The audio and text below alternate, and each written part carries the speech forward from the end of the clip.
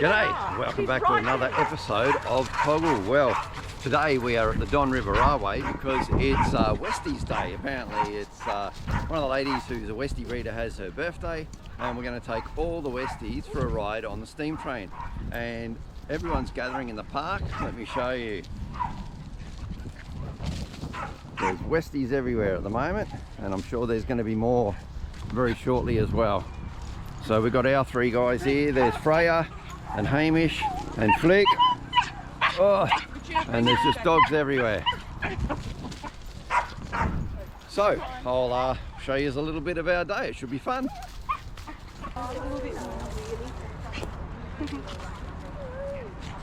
Yeah, I put down 20 and I let Matt know that it could be 20 and he said that's fine. I think we've got a carriage to ourselves anyway. Yeah. No, Matt's cool. I know.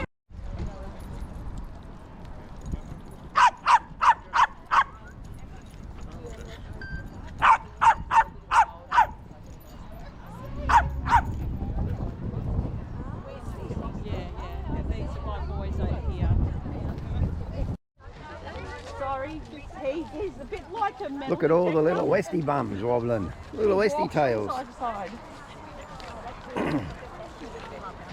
Now we're just heading into the Don River Railway. Stop it! Hey! Yeah, there'll be lots of tangled leads today.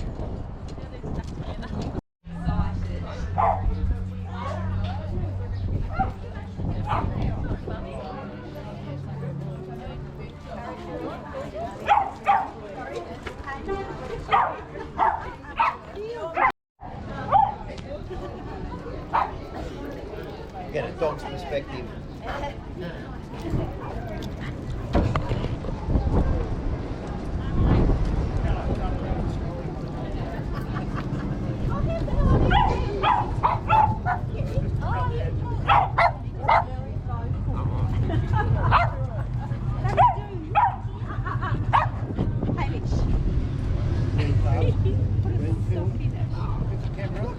Say hello. He thought it was good. Yeah.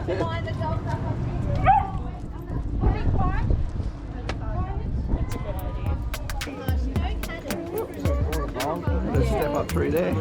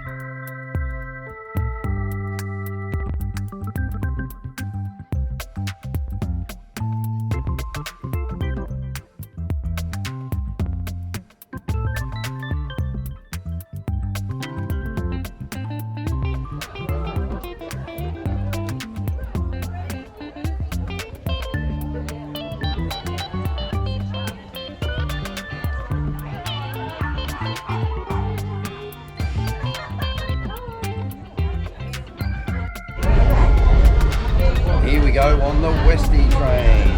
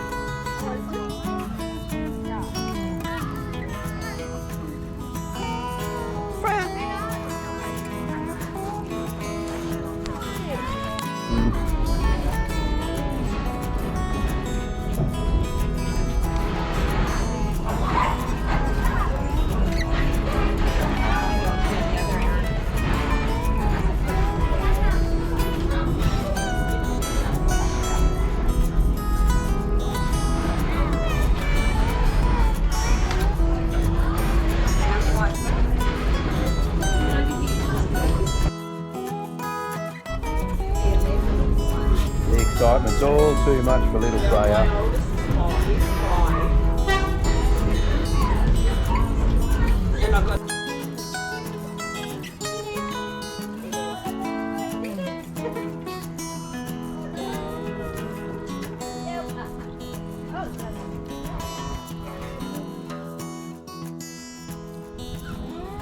Alrighty, well I hope you liked that with the Westies. That was a pretty cool day out there. I was only there for a couple of hours, but yeah, it was really cool. Now I'm just a couple of minutes further down the road in a little township of Leith, and I got a call out because it is bee swarm season. So I've started to get calls. I got a call out yesterday. I had to go to Devonport, get a swarm off a roof. I've got to go back there after dark tonight and get that swarm down after capturing them. That was an easy one because they just settled on a roof. All I had to do was basically sweep them up with a dustpan and get them into a hive. This one is a bit harder. So that tree behind me, they're in the base of the tree. So these trees behind us are all earmarked to be brought down because people are going to build a house on here soon.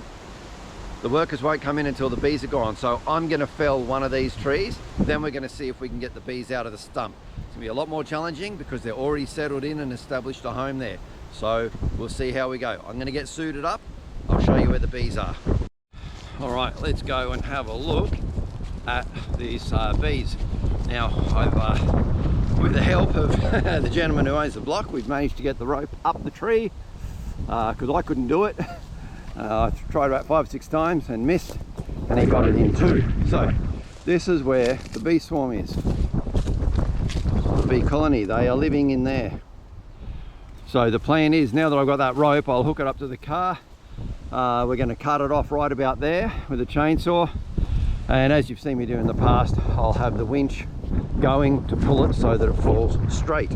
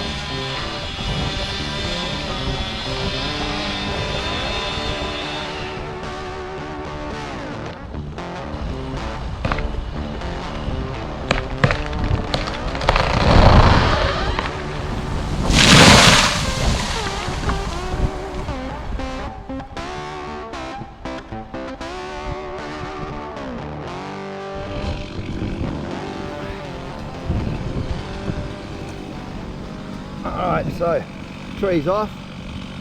Looks like the hive must be a bit deeper in there. Must be right down in there. So I'll start taking layers off until I get down to where the honey is.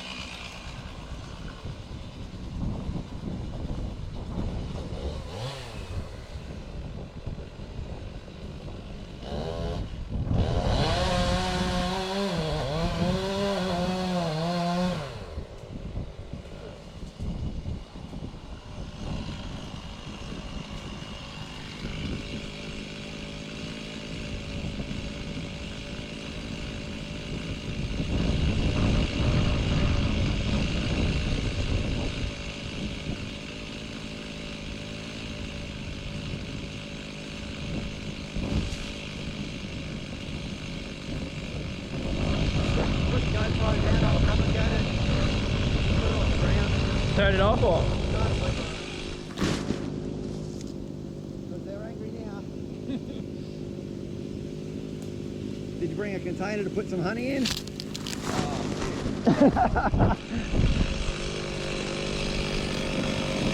Right, we are in. We got through.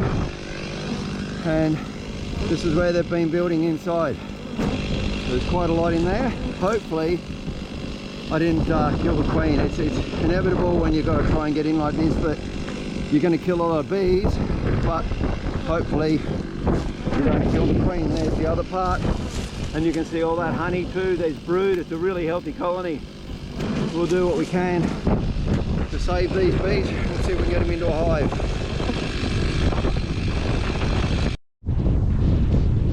Alright, I won't be able to film a lot of this because I'll be busy trying to get the honeycomb into the hive. I've got a little hive just there, a little 2-boxer, and we're going to start moving it in. So that'll probably be it for now, unless something spectacular happens, and I'll update you a little later on.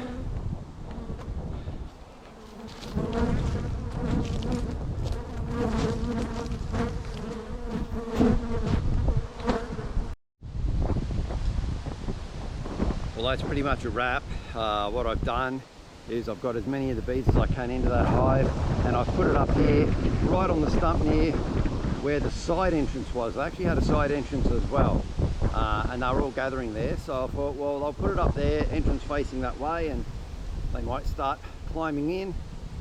I'm hoping I got the queen, because if I got the queen and she's in there, they'll start sending out pheromones saying the queen's in here, come on in. But if the queen's over there somewhere or down in here somewhere, then I am really stuck. But we've made a pretty good job of it. There's a couple of pieces of comb left that I couldn't fit into the hive. Now what you're seeing here is, this here is brood. This is capped babies. So the bees lay an egg which turns into a little larvae, and then once the larvae is full grown, it gets capped like that, and then it will pupate and turn into a bee. What you can also see there, just here, that colour stuff in there, that's pollen. So this stuff in there, that's all pollen stores, and that's obviously a big block of honey there, which I'm going to get later. And these here, these are drone cells, so they'll grow to be boys. All these others, they'll grow to be girls, and the girls are pretty much the workers. So there's just those couple of bits left there. There's a little bit of honey in there. And then over here on this piece, there's actually quite a good chunk of honey in there, several pieces. So I forgot to bring a container. Silly me, I nearly always forget to bring a container because I'm thinking, get the bees, get the bees. So I will go and source a container from somewhere, come back, collect up that honey, and then I've got to head over to this other place where I captured the bees yesterday and see what's going on over there. So busy afternoon. It's been a busy day, but it's that time of year. So signing off now, and I'll see you over at the other place. So here I am where I had to get the bees yesterday. They were swarming all up on the top of the roof. I got them all into that beehive. We left the beehive sitting up there overnight, and it looks like they've all gone in today, which is really good. I know that there were a lot outside of it earlier on. One of the neighbours let me know, so we're just going to get that beehive down now. So when I lowered them off the roof, I forgot to block the entrance, silly me, and a whole heap of them came out. So now I've got to wait for them all to go back inside. Then I'll block the entrance, and then I can move them. Now this is inside the Devonport exclusion zone. Well, not an exclusion zone, but it's a biosecurity zone for the hive beetle. So we cannot move the hive out of that zone until biosecurity say it's okay. Thankfully, the gentleman over the back here, he said that the beehive can stay over there until we're allowed to move it, because he's got 2 hives over there anyway, so that was really nice of him. So as soon as they've all gone inside, I'm going to pop it over the fence, and that's where they're going to stay probably for another month, 6 weeks or whatever, until biosecurity decide that we can move beehives outside of that small area of Devonport, and then they'll come up to our block.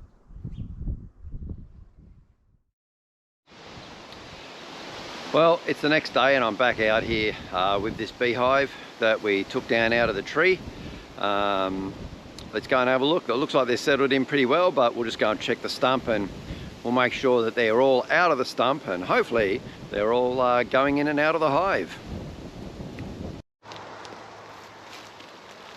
So we can see on the stump here, there's no bees left. And you can see that all of that stickiness is gone. So the bees have come down and they've actually collected all of that honey and taken it back up into the hive, which is really good.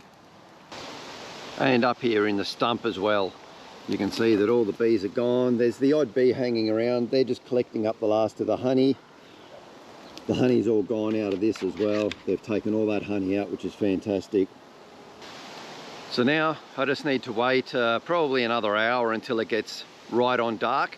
All the bees will finish flying around, they'll all go back into the hive. Once they're all back in the hive, I can then move the hive over to the car and I'll be taking these up onto the block tonight. This hive is not within the biosecurity lockdown Devonport area. It's outside of that in a little place called Leith. I'd also like to thank Matt, who is the owner of this property, for giving me a call to get him, and also for doing some of that footage you saw of me chopping the tree down yesterday. He did a great job on that. Really great footage. So thank you, Matt, for doing that for me, and I'm sure the viewers would agree that it was really good. Well, it's the last few minutes of light and the audio cut out. I'm not sure why, but what I'm explaining here is that I'll wait for the majority of the bees to get in and then stick that piece of foam in the slot there. That'll stop the bees coming out while I move it. So gear up and let's get it in.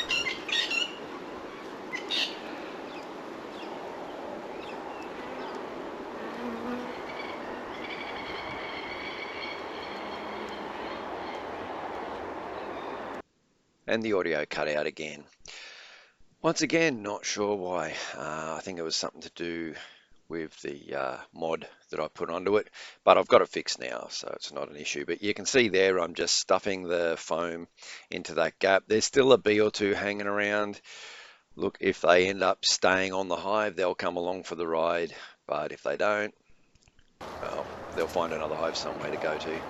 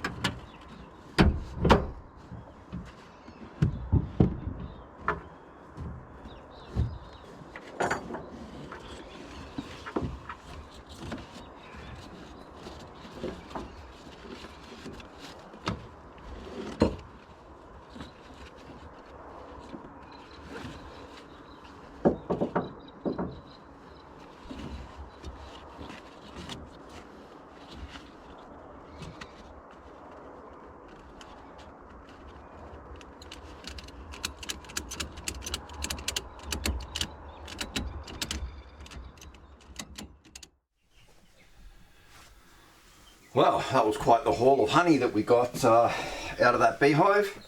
Not too bad at all. So now I need to process this and get it out of the honeycomb. I mean, you can eat the honeycomb as well, but coming out of there was a bit of sawdust and stuff got down into it, and some of the honey was mixed along the edges with brood and all other sorts of things. So anyway, I want to clean it up and I'm just going to strain it out. Now all you need to do is you just need a strainer and a bowl, and what we do is we just take some of this honeycomb and we just plop it in and then break it up, and the results of that honeycomb going through the strainer was 2 beautiful jars of honey.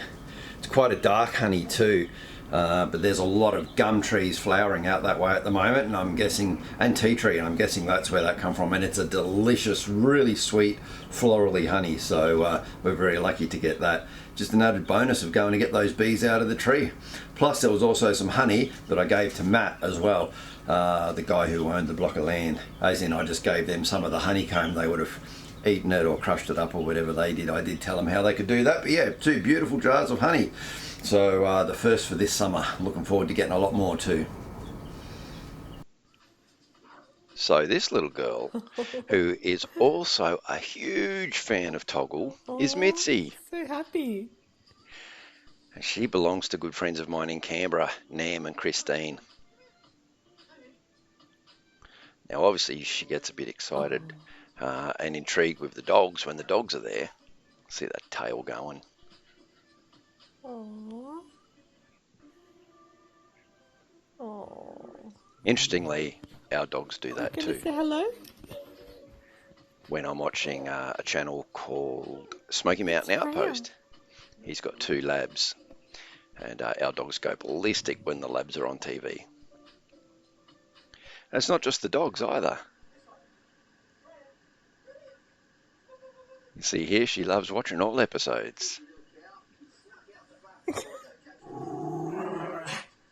Yeah, I'm sure she's saying, yeah, you naughty girl, Freya. You tell her, Mitzi.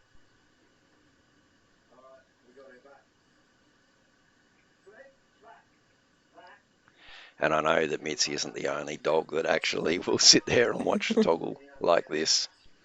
Obviously, it's mainly because when the animals are on there, as some dogs would do. But it's definitely very cute. So thanks for sending me that, Nam and Christine. Well, it's coming along. As you can see, we've almost got the hutch part built.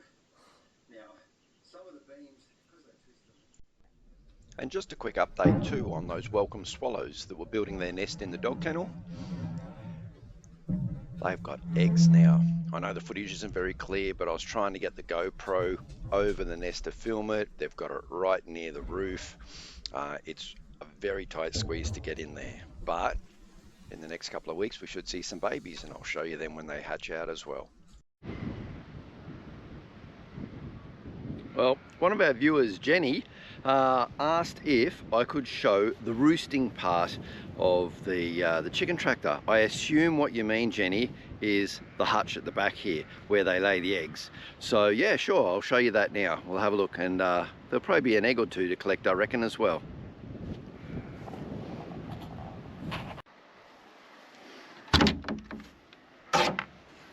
So you can see we have 2 nest boxes there and 2 nest boxes there.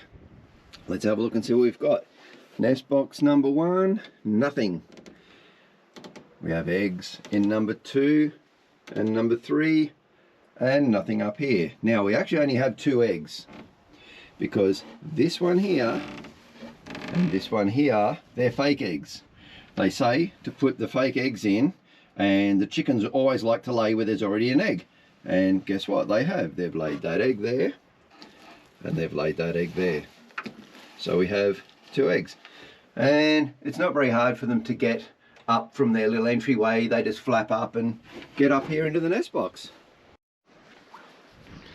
So we'll just pop in here through the doorway. I've just unlatched it and come on into here.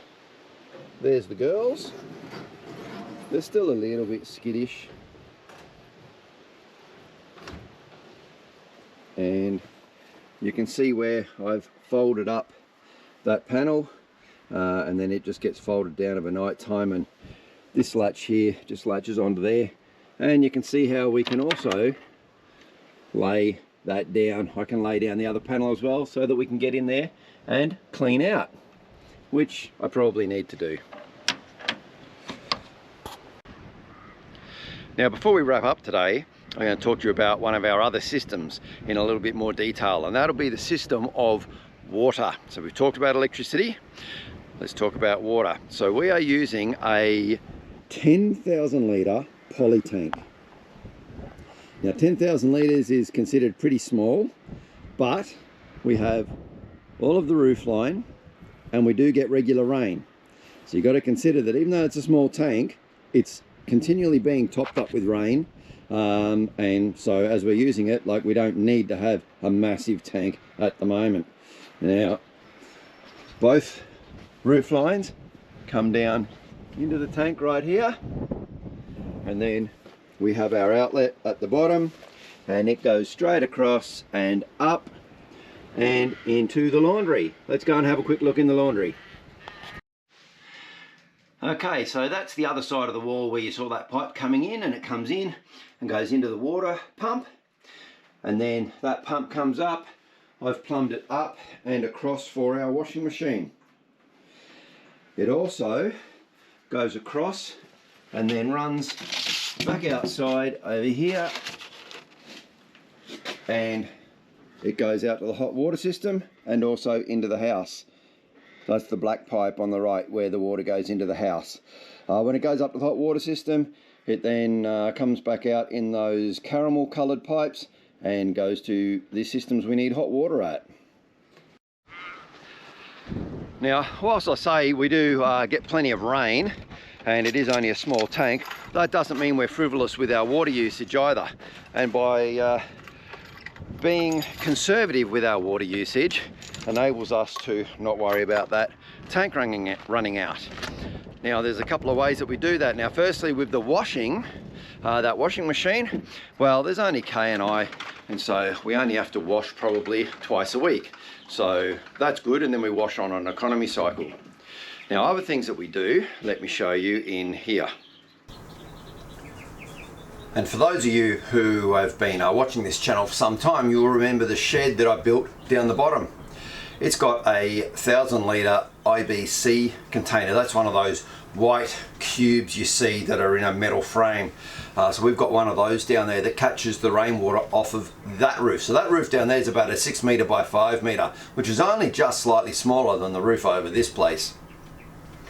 When that gets to filling up towards that 1,000 litre mark, I will put another one of those IBCs on the back of the ute, and I'll go down and I will pump the water out of the one down there up into the one on the ute, drive up here and transfer that water into our water tank. So, you know, every week or two there's another 1,000 litres that we're transferring up here. Sometimes it's even quicker than that.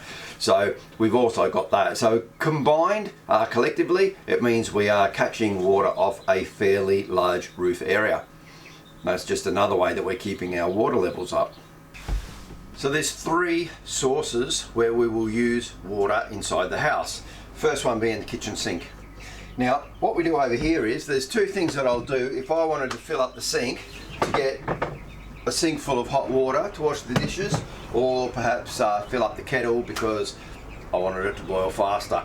If I don't care about how long it takes to boil, I'll just fill it with cold water. But if I want that hot water, there's a lot of cold water is going to come out first and get wasted. So we have a jug that we filter our water in, the rainwater for drinking. So what I'll do is I'll turn this over to hot, and I'll just start to fill up the filter jug until the water gets hot.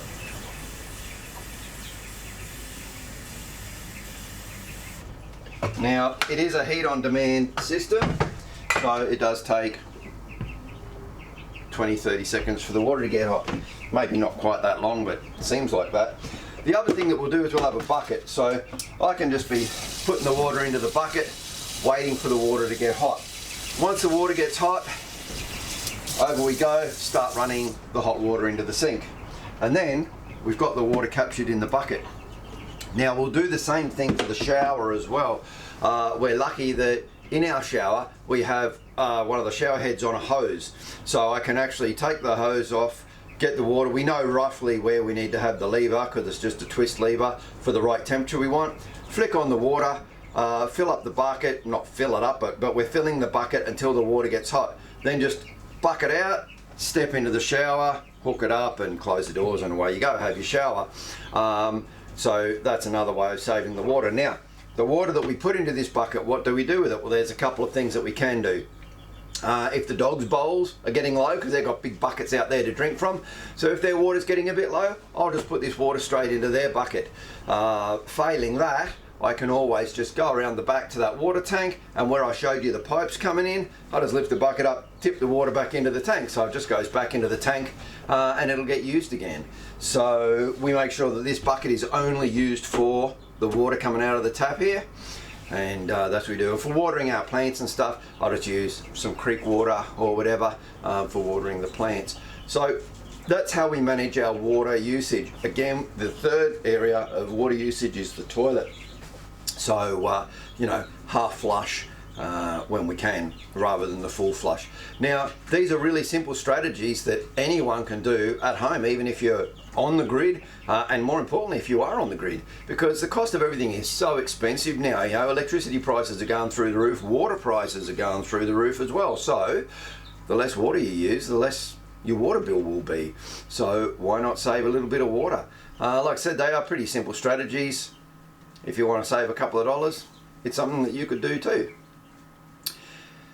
Anyway, that's it for this week. So I hope you enjoyed this episode as usual.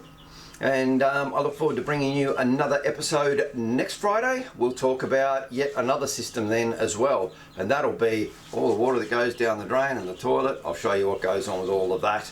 I've touched on it briefly, but I'd like to go over it in a little bit more detail as well. So until next Friday, you guys stay safe and take care. Thanks very much for watching. I do appreciate it. You have a great weekend. I'll see you next Friday. Cheers.